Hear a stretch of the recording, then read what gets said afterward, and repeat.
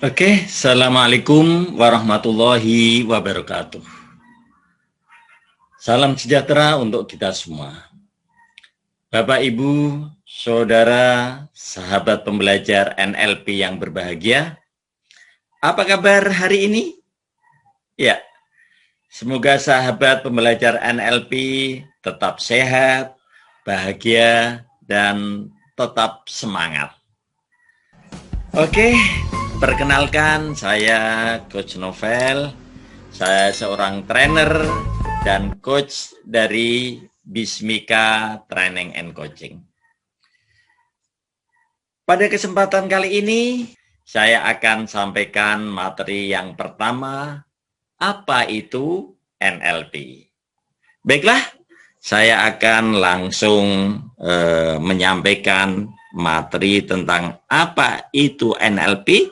Baik, saya akan langsung share screen untuk materi yang pertama ini. Ini materi yang pertama, kursus online NLP Practitioner bersama saya, Coach Novel. Ya, NLP adalah kepanjangan dari Neuro Linguistic Programming. Ya. Nah, apa yang dimaksud dengan NLP? Yang pertama N. N-nya adalah neuro, yakni sel saraf atau jiwa. Kemudian linguistik. Linguistik ini adalah bahasa atau kata-kata. Nanti linguistik ini bisa verbal ataupun non-verbal. Kemudian programming itu memprogram, seperti halnya di dalam komputer, bagaimana kita melakukan satu pemrograman di dalam satu software-nya ya. Kemudian dengan NLP ini, Neuro Linguistic Programming ini bisa dimaknai bahwa memprogram kata-kata atau bahasa ke dalam jiwa melalui sel saraf.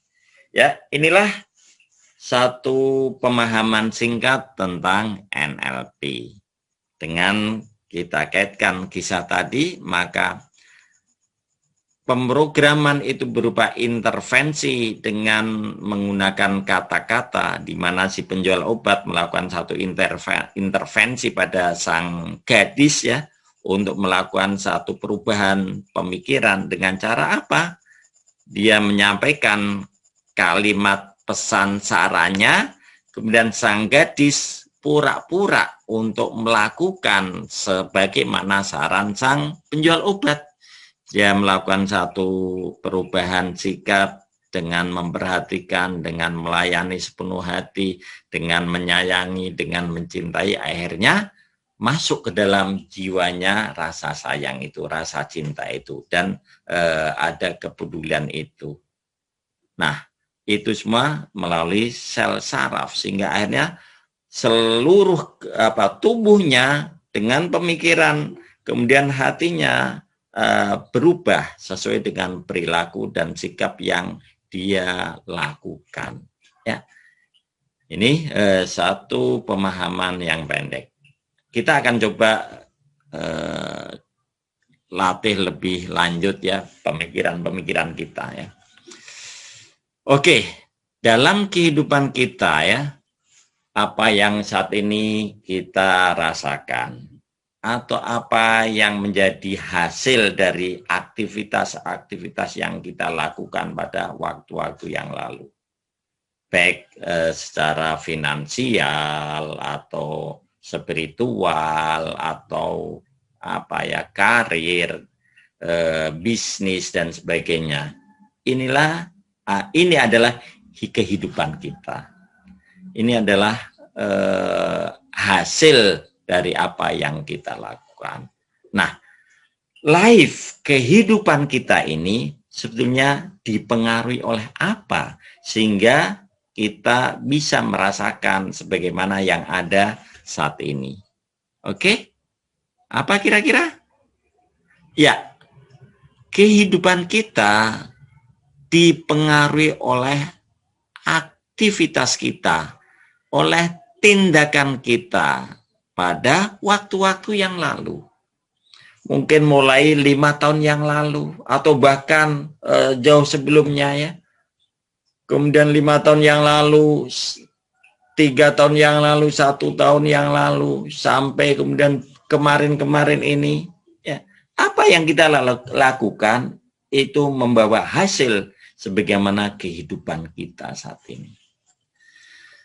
Sahabat pembelajar NLP yang berbahagia, namun action, tindakan kita itu juga dipengaruhi oleh sesuatu. Apa kira-kira yang mempengaruhi tindakan kita? Apa? Ya, yang mempengaruhi tindakan kita adalah decision, ya, adalah keputusan kita. Keputusan kita untuk melakukan suatu tindakan. Keputusan kita untuk, katalah, belajar NLP ini. Sehingga karena Anda memutuskan untuk belajar NLP ini, maka Anda mengambil tindakan, action, dengan mendaftarkan diri mengikuti kursus online NLP Practitioner ini. Ya, karena Anda sudah memutuskan. Kemudian Anda melakukan satu tindakan, dan akhirnya Anda bisa merasakan bagaimana Anda belajar NLP ini. Oke, sahabat pembelajar NLP yang berbahagia, namun keputusan ini juga dipengaruhi oleh sesuatu sebelumnya. Apa kira-kira yang mempengaruhi keputusan kita? Ternyata yang mempengaruhi keputusan kita adalah mind kita. Mind itu terdiri dari perasaan dan pikiran. Dan ternyata dalam penelitian yang telah dilakukan para ahli, perasaan kita mempengaruhi mind kita ini sebesar 80% kurang lebih. Sedangkan pikiran kita hanya mempengaruhi 20%. Maka yang menjadi pertimbangan untuk melakukan satu keputusan itu lebih banyak dari perasaan kita. Ya. Maka ketika nanti kita belajar lebih banyak lagi tentang NLP ini, bagaimana kita mempengaruhi orang lain itu, kita pengaruhi perasaan dulu.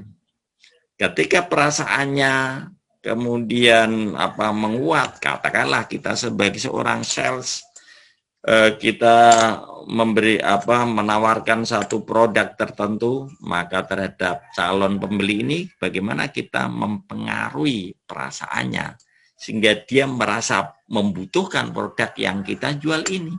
Akhirnya apa yang terjadi kalau perasaan dia sudah dipengaruhi, padahal perasaan itu sangat menentukan untuk satu keputusan, 80% pengaruhnya, maka yang terjadi karena dia perasaannya sudah dipengaruhi untuk membutuhkan produk yang kita jual, akhirnya dia mengambil satu keputusan untuk membeli produk kita.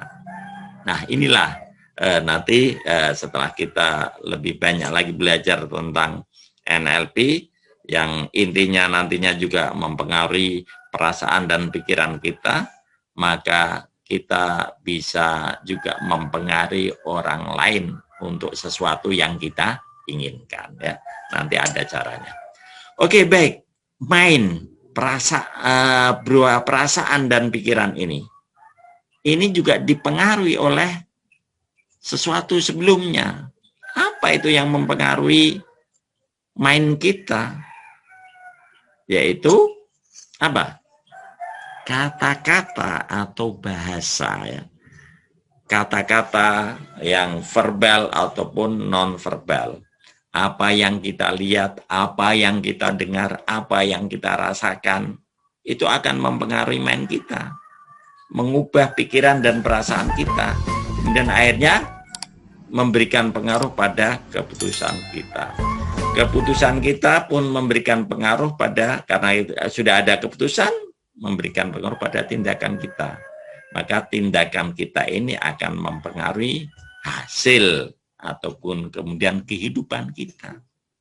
Nah, para pembelajar NLP yang berbahagia, kita menjadi tahu kalau kita ingin mengubah kehidupan kita, mengubah nasib kita, maka yang perlu kita benahi apa?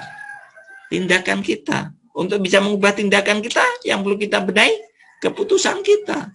Untuk bisa mengubah keputusan kita benahi mind kita, pikiran dan perasaan kita. Dan pikiran dan perasaan ini kita kasih asupan-asupan dalam bentuk word, kata-kata, bahasa. Maka berawal dari perubahan kata-kata atau bahasa ini nantinya akan berpengaruh dalam pikiran, perasaan kita, pengaruh pada keputusan kita, berpengaruh pada tindakan kita, dan hasilnya nanti akan berpengaruh pada kehidupan kita. Perubahan kehidupan kita ketika awali dengan perubahan kata-kata yang kita dengar, yang kita lihat, yang kita rasakan, itu semua yang akan mempengaruhi pikiran hati kita. Maka bagaimana kita kemudian sebagaimana satu software kita program pikiran hati kita dengan positive programming, yakni positive thinking, positive feeling, dan positive motivation. Istilah positive thinking, positive feeling, positive motivation dalam satu rangkaian ini saya dapatkan dari ilmu magnet rezeki yang disampaikan oleh Ustadz Nasrullah. Nah, dalam penulisan antara neuro dan linguistik dihubungkan dengan garis penghubung menjadi neurolinguistik. Karena demikian eratnya antara keduanya memberikan makna bahwa kata-kata atau bahasa dan sel saraf tak bisa dipisahkan. Ya, bahasa dan sel saraf, karena begitu kita mengucapkan satu kata-kata, kita melihat suatu kata-kata atau bahasa, ya kita mendengar kata-kata atau bahasa, kita merasakan, itu semuanya akan berpengaruh pada jiwa kita, pada neuro kita. Nah, ini akhirnya neuro linguistik atau linguistik dengan neuro ini tidak bisa dipisahkan. Kemudian secara keseluruhan bermakna bahwa memprogram kata-kata bahasa ke dalam jiwa melalui sel saraf. Nah, di dalam rahasia magnet rezeki seperti tadi yang saya sampaikan, pemrograman itu dengan positive thinking. Nanti kalau kita mempelajari tentang magnet rezeki akan bisa lebih paham mengenai istilah-istilah. Di sana ada bungkus permen, ada disiplin kata, atau di waktu yang lain saya akan sampaikan ini penjelasan tentang bungkus permen dan disiplin kata di positive thinking. Kemudian positive feeling, yaitu di sana ada penjelasan satu upaya solusi dengan garpu tala. Kemudian bagaimana kita menjaga dari jeruk nipis, ya. Kemudian kita duduk di bangku taman. Istilah-istilah ini juga nanti akan bisa kita pahami kalau kita belajar lebih jauh lagi tentang magnet rezeki. Dan juga positive motivation. Positive motivation yakni satu motivasi yang positif dalam kita melakukan satu tindakan, ya. Dan di sana nantinya bagaimana kita menjaga spiritual matter kita agar minimal di level plus 6. Paling tidak kita kalaupun jatuh di plus 5, kita naik lagi plus 6 atau sampai plus 7. 5, 6, 7 ini terus bergantian, ya. Kalau sesuai dengan pikiran, perasaan kita, mood kita. Nah, di level 6 ini bagaimana kita melakukan satu pengorbanan, kita memberikan satu pelayanan, kita memuliakan dan membahagiakan orang lain. Maka dari situ akan kita mudah dapatkan keajaiban rezeki, keajaiban atau kemudahan-kemudahan dalam kehidupan kita. Ini yang nanti ketika kita memahami tentang magnet rezeki, dengan kita senantiasa menjaga level spiritual meter kita ini di +6, senantiasa positif motivation, maka banyak kemudahan dan keajaiban akan kita dapatkan. Oke, kita kembali ke materi NLP. Kita akan belajar mengenai beberapa pengertian tentang NLP.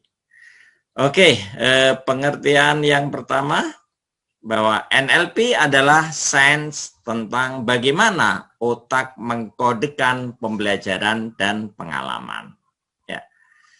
Jadi NLP adalah satu ilmu pengetahuan tentang bagaimana otak mengkodekan bahwa pembelajaran dan pengalaman yang ada dalam kehidupan kita itu masuk dalam memori kita, ya, berawal dari melalui indrawi kita, penglihatan, pendengaran, kemudian juga rasa, masuk dalam memori. Nah, di dalam memori otak kita, apa yang kita pelajari atau pengalaman-pengalaman yang terjadi dalam kehidupan kita akan dikodekan sesuai dengan nanti dominasi apa yang ada dalam pikiran kita. Maknanya bahwa di dalam satu sistem memori kita akan menyimpan data-data itu berdasarkan dominasi yang ada dalam diri kita. Dominasi ini dominasi penglihatan atau pendengaran atau kemudian rasa. Kemudian nanti di pembelajaran lebih lanjut kita akan kenal dengan visual, auditory, kinestetis ataupun olfaktori, gustatori. Kemudian itu sebagai modalitas dan ada submodalitasnya, ya. Kita akan pelajari di sana. Nah, pembelajaran dan pengalaman itu di dalam otak kita akan dikodekan dengan dominasi tentang indrawi yang ada dalam diri kita. Oke, mungkin belum bisa memahamkan pada Anda semua, tapi nanti ketika kita mempelajari lebih lanjut tentang definisi, pengertian-pengertian, kemudian nanti representational system yang akan kita pelajari di video-video selanjutnya akan melengkapi pemahaman Anda semua, ya. Oke, ini yang pertama, NLP adalah sains tentang bagaimana otak mengkodekan pembelajaran dan pengalaman. Kemudian yang kedua, NLP adalah model tentang cara kita menerima informasi, menyimpan informasi, dan memunculkannya kembali.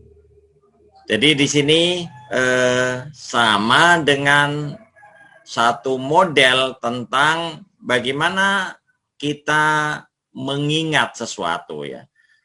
Berawal dari kita menerima informasi apapun yang ada di sekeliling kita akan terima. Teknik penerimaannya itu yang akan kita pelajari lebih lanjut di dalam NLP. Kemudian juga cara menyimpan informasi itu. Dan kemudian akan dimunculkan kembali dalam berbagai bentuk, ya, perilaku kita, perkataan kita, respon kita, kemudian mungkin nanti pengaruhnya di emosi-emosi kita. Ini sebagai bentuk memunculkan kembali tentang informasi-informasi yang kita terima dan kemudian kita simpan dalam otak pemikiran kita. Nah, NLP adalah model tentang cara kita menerima informasi, kemudian menyimpan informasi, dan memunculkannya kembali informasi tersebut. Baik, kemudian NLP adalah suatu pendekatan revolusioner terhadap komunikasi dan perkembangan manusia. Pada dalam kehidupan kita, mau tidak mau kita melakukan satu komunikasi dengan orang lain, komunikasi dengan lingkungan sekitar kita, dan komunikasi dengan satu masyarakat kita. Dengan komunikasi yang kita jalankan itu, kita juga akan mencapai perkembangan dalam diri kita. Nah, komunikasi dan perkembangan manusia ini dengan NLP sebagai satu pendekatan revolusioner, maka komunikasi dan perkembangan manusia ini bisa kita jalankan dengan lebih baik lagi karena ada tool yaitu NLP. Kemudian berikutnya, ya, NLP adalah sebuah sikap mental dan metodologi yang ada di balik segenap teknik yang efektif. Jadi kita bisa mengenali satu teknik-teknik yang efektif pada diri seseorang dalam menjalankan kehidupannya dalam mengelola emosinya, mengelola perasaannya, mengelola pikirannya, kemudian juga bagaimana dia menggunakan kemampuan pikiran dan perasaan ini untuk menjalankan kehidupan sehari-hari dalam keluarga, dalam masyarakat, atau di pekerjaannya, dalam karir ataupun bisnisnya. Maka kita akan melihat ada orang-orang yang memiliki kemampuan, teknik-teknik yang sangat efektif dalam menjalankan kehidupannya, ya, termasuk karir ataupun bisnisnya. Nah, NLP adalah sikap mental dan metodologi yang ada di balik segenap teknik yang efektif tersebut. Ya, inilah pengertian NLP yang ketiga, ya. Kemudian berikutnya, NLP adalah suatu strategi pembelajaran canggih untuk deteksi dan pendayagunaan pola-pola dalam dunia. Ya, sebagai satu strategi pembelajaran yang canggih, ya, untuk mendeteksi dan mendayagunakan pola-pola dalam dunia, maka NLP akan melakukan satu pendekatan, satu pengamatan, satu upaya-upaya untuk melakukan penelitian dengan cara mendeteksi, kemudian juga mendayagunakan pola-pola dalam dunia. Pola-pola adalah satu pattern, ya, satu model tentang bagaimana seseorang melakukan satu aktivitas, melakukan satu respon, bagaimana dia bicara, bagaimana dia berperilaku, bagaimana dia bertindak atas stimulus-stimulus yang ada di dalam sekitarnya. Semuanya menggunakan pola-pola sehingga dia bisa meraih kesuksesan tertentu. Nah, NLP adalah satu strategi pembelajaran yang sangat canggih untuk bagaimana mendeteksi dan kemudian mendayagunakan pola-pola di dalam dunia, dalam diri seseorang untuk melakukan aktivitas-aktivitas kehidupannya sehari-hari. Inilah NLP. Berikutnya, bahwa NLP adalah petunjuk manual penggunaan otak, ya. Bagaimana kita mesti menggunakan otak kita. Ini kita akan pelajari lebih lanjut dalam NLP. Ya, sebagaimana kita mengetahui ketika kita beli satu peralatan tertentu, laptop misalnya, bagaimana kita menggunakan laptop tersebut, ada petunjuk manualnya.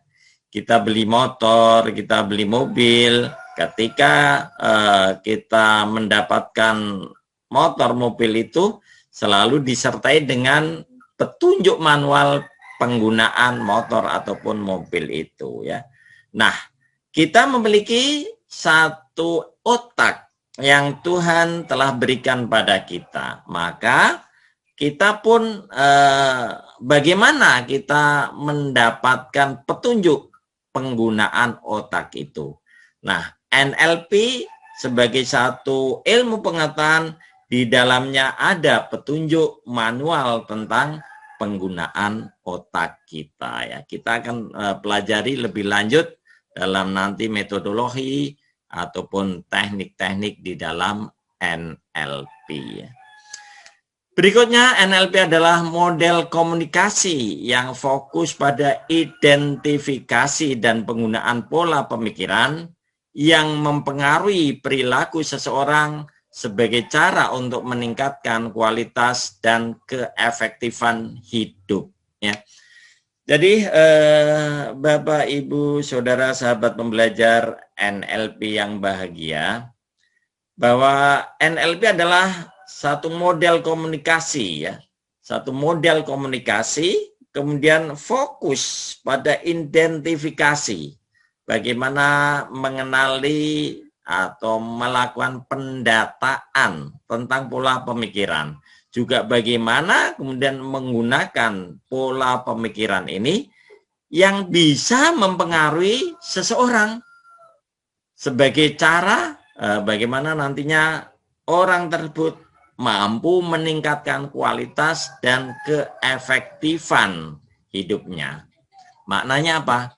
Bahwa ada orang-orang yang menjalani kehidupannya dengan kualitas yang biasa-biasa saja. Ada yang menjalankan kehidupannya juga biasa saja. Nah, NLP nantinya akan menggunakan seluruh pola pemikiran, kemudian bagaimana menggunakan pola pemikiran itu untuk mempengaruhi perilaku seseorang agar dia mampu meningkatkan kualitas hidupnya, mampu mengefektifkan kehidupannya sehingga hidupnya lebih bermakna, hidupnya lebih bermanfaat bagi dirinya sendiri ataupun bagi orang lain. Sehingga dia akan menikmati kehidupannya dalam arti yang berkualitas dan yang efektif. Ya. Inilah NLP adalah model komunikasi yang fokus pada identifikasi dan penggunaan pola pemikiran yang nantinya mempengaruhi perilaku seseorang sebagai cara untuk meningkatkan kualitas dan keefektifan hidupnya. Ya. Oke, berikutnya bahwa NLP adalah sebuah modeling teknologi ya, dengan fokus secara spesifik pada different that make different. Perbedaan yang membuat perbedaan antara kinerja dari orang-orang yang luar biasa jenius dengan kinerja orang-orang yang biasa-biasa saja di dalam bidang yang sama ya. Kita mengetahui bahwa dalam kehidupan ini, dalam aktivitas-aktivitas orang per orang, dalam masyarakat kita, dengan profesi-profesi tertentu, dalam bidang-bidang tertentu, maka di bidang tertentu itu, katakanlah di bidang bisnis, atau di bidang olahraga misalnya, atau di bidang marketing, atau di bidang pembelajaran misalnya, maka di antara mereka tentu ada orang-orang tertentu yang lebih menonjol ketimbang orang-orang kebanyakan. Ada orang-orang tertentu yang lebih luar biasa kemampuannya, lebih jenius daripada orang-orang kebanyakan. Nah, NLP adalah sebuah modeling teknologi yang nantinya fokus secara spesifik pada different that make different. Artinya bagaimana nanti NLP itu sebagai satu teknologi untuk melakukan satu modeling, ya. Kemudian modeling tentu pada orang-orang yang hebat, orang-orang yang luar biasa, orang-orang yang jenius. Bagaimana dia memiliki kemampuan yang lebih hebat ketimbang kebanyakan orang. Mereka punya kinerja yang lebih dahsyat ketimbang kinerja dari orang-orang yang biasa dalam bidang-bidang yang sama ya. Inilah bahwa NLP adalah satu teknologi modeling untuk melakukan satu pemodelan pada orang-orang yang hebat itu, orang-orang yang jenius itu. Oke, itulah beberapa pengertian NLP yang dari sana kita nantinya akan bisa pahami secara keseluruhan tentang apa itu NLP. Kemudian memahami lebih lanjut tentang NLP ya. NLP merupakan singkatan dari Neuro Linguistic Programming ya. NLP merupakan satu kesatuan attitude, metodologi, dan teknik. Sebagai tool dan teknologi dalam mengubah pola pikir, mengubah mindset, dan juga keterampilan atau skill manusia yang saat ini dipercaya sangat bermanfaat dalam kita berkomunikasi.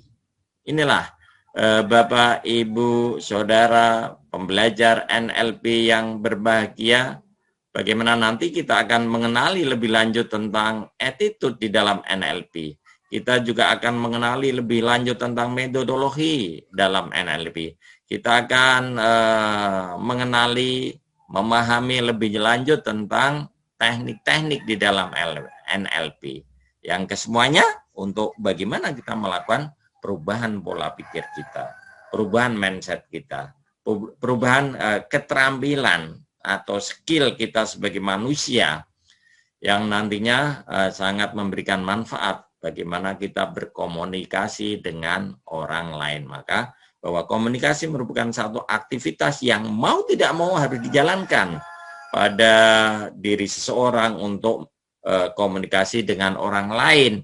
Maka ada komunikasi-komunikasi yang biasa, tapi ada komunikasi yang hebat, yang dibutuhkan satu skill, dibutuhkan satu keterampilan, yang nantinya tentunya merefleksikan dari pola pikir ataupun mindset orang tersebut. Inilah NLP ya. Kemudian bahwa komunikasi terhadap diri sendiri untuk menyadari bahwa manusia memiliki resource atau sumber daya yang Allah, yang Tuhan telah berikan pada kita. Sehingga dengan mengetahui resource atau potensi-potensi sumber daya yang kita miliki ini, kita bisa menggunakannya untuk menuju pada excellency, menuju pada keunggulan. Potensi-potensi apa yang ada dalam diri kita. Kemudian bagaimana kita mencoba untuk mengidentifikasinya. Kemudian kita juga mencoba untuk bagaimana menggunakan potensi-potensi itu. Nah, dengan NLP kita akan bisa mengenali potensi kita, kemudian bagaimana kita mengetahui potensi kita, dan bagaimana kita menggunakan potensi-potensi kita itu untuk menuju, untuk menjadi orang-orang yang hebat, orang-orang yang excellent. Ya, kemudian juga di dalam berkomunikasi dengan the others, orang lain ya. Tadi yang komunikasi internal terhadap diri sendiri, kemudian komunikasi dengan eksternal orang lain dengan cara yang hebat pula untuk dapat mempengaruhi orang tersebut sesuai dengan tujuan komunikasi kita ya. Jadi kita menggunakan NLP itu untuk berkomunikasi dengan orang lain dengan teknik-teknik atau tool atau metodologi yang ada di dalam NLP. Bagaimana kita mempengaruhi orang tersebut ya, orang lain yang kita ajak bicara, yang kita ajak berkomunikasi, sehingga kita nantinya bisa mendapatkan target dari komunikasi kita. Misalnya seorang sales melakukan satu komunikasi untuk target penjualan, seorang katalah guru, dosen atau pengajar, bagaimana dia menggunakan kemampuan komunikasinya dengan target apa? bahwa orang lain atau audien atau siswa mahasiswanya itu akan bisa mendapatkan satu pembelajaran tertentu. Nah, ini semuanya kita menggunakan kemampuan di dalam NLP, keterampilan dalam berkomunikasi. Nah, berikutnya bahwa NLP dalam buku NLP for Personal Success dalam tulisan Steve Bavister dan Amanda Fiskus ini dijelaskan sebagai berikut bahwa neuro istilah ini terkait dengan neurologi, cara bagaimana kita memproses informasi dari panca indera melalui otak kita dan sistem saraf kita. Neuro adalah sel saraf ya. Nah, ini makna dari neuro. Kemudian linguistik. Istilah ini terkait dengan penggunaan bahasa, penggunaan kata-kata ya. Bahasa di sini bukan sekedar kata-kata, tetapi juga semua sistem simbol terhadap sikap, termasuk sikap tubuh dan isyarat tubuh ya. Sikap tubuh, isyarat tubuh. Kemudian untuk mengkodekan, mengorganisasikan, dan mendistribusikan pemanaan pada representasi internal kita terhadap dunia. Apa saja yang ada di luar diri kita dan mengkomunikasikannya secara internal maupun eksternal. Inilah bahasa. Ya. Bahasa bisa verbal ataupun non-verbal tadi, dalam bentuk ucapan atau gerakan atau simbol-simbol tertentu dalam tubuh kita ya, dengan gerakan-gerakan anggota tubuh kita ya, semuanya kemudian dikodekan, diorganisasikan, didistribusikan pemanaannya ya. Nanti masuk ke dalam pikiran kita komunikasikan secara internal, kemudian juga kita komunikasikan secara eksternal dengan orang-orang yang ada di sekitar kita. Di samping linguistik, kemudian satu lagi adalah programming. Istilah ini bersumber dari ilmu pemrosesan informasi dan computing. Seseorang yang memahami tentang program dalam komputer ya, maka dia akan sangat memahami apa yang ada di dalam proses di komputerisasi tersebut. Nah, di sana ada satu premis yang mendasar bahwa bagaimana pengalaman kita disimpan ya, dikodekan dan ditransformasikan adalah sama dengan bagaimana software perangkat lunak beroperasi di dalam komputer ya. Jadi pengalaman atau pembelajaran masuk ke dalam otak kita, dikodekan dan ditransformasikan, ini sama dengan bagaimana software ya, perangkat lunak beroperasi di dalam komputer. Bagaimana ada satu program ya diinstal ke dalam sistem komputer, kemudian setelah diinstal bagaimana kemudian digunakan ketika program itu tidak bisa digunakan lagi, sudah misalnya outdate, maka diambil satu program yang baru, program yang lama ini di uninstall, dihapus, kemudian diganti yang program yang baru. Nah, seperti itulah yang ada dalam otak manusia, dalam pikiran manusia. Nanti bagaimana setiap pembelajaran, setiap pengalaman ini bisa disimpan, dikodekan, dan ditransformasikan. Maka akan dikenal istilahnya bagaimana kita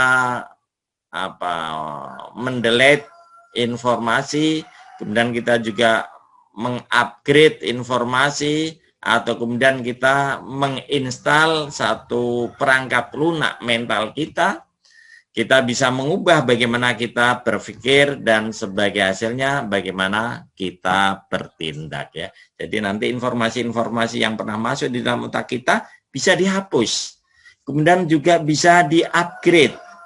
ditingkatkan, bisa diupdate ya, kemudian juga bisa diinstal ya. Kita bisa menginstal satu sistem dalam pemikiran kita. Inilah gambaran tentang NLP ya. Pada dasarnya rangkaian kata Neuro-Linguistic Programming ini terkait dengan proses-proses kita dalam menciptakan representasi internal, pengalaman atau pembelajaran kita dari dunia realitas, dunia nyata yang ada di lingkungan sekitar kita, yang eksternal, melalui bahasa dan neurologi kita ya. Oke, gambarannya semacam itu. Jadi nanti kita belajar tentang NLP ini akan mengkaji lebih lanjut tentang metodologi, tentang teknik, tentang tool-tool di dalam NLP. Sehingga kita di sana akan memahami bagaimana satu proses informasi itu masuk ke dalam otak kita, kemudian disimpan dengan kode-kode tertentu, kemudian juga nantinya kita bisa akses kembali untuk kita sampaikan kepada orang lain, kita sampaikan pada orang-orang yang ada di sekitar kita. Kita komunikasikan pada orang-orang yang kita target untuk mendapatkan informasi dari kita itu. Nah, ini semuanya kita akan pelajari nanti lebih lanjut di dalam attitude, dalam metodologi, teknik-teknik, kemudian tool-tool yang ada di dalam NLP yang akan kita pelajari di video-video selanjutnya. Baiklah, demikian yang bisa saya sampaikan dalam video ini. Mudah-mudahan memberikan manfaat. Baik, terima kasih atas atensinya. Sukses selalu untuk Anda semua. Akhirnya, Assalamualaikum warahmatullahi wabarakatuh. Sukses untuk Anda.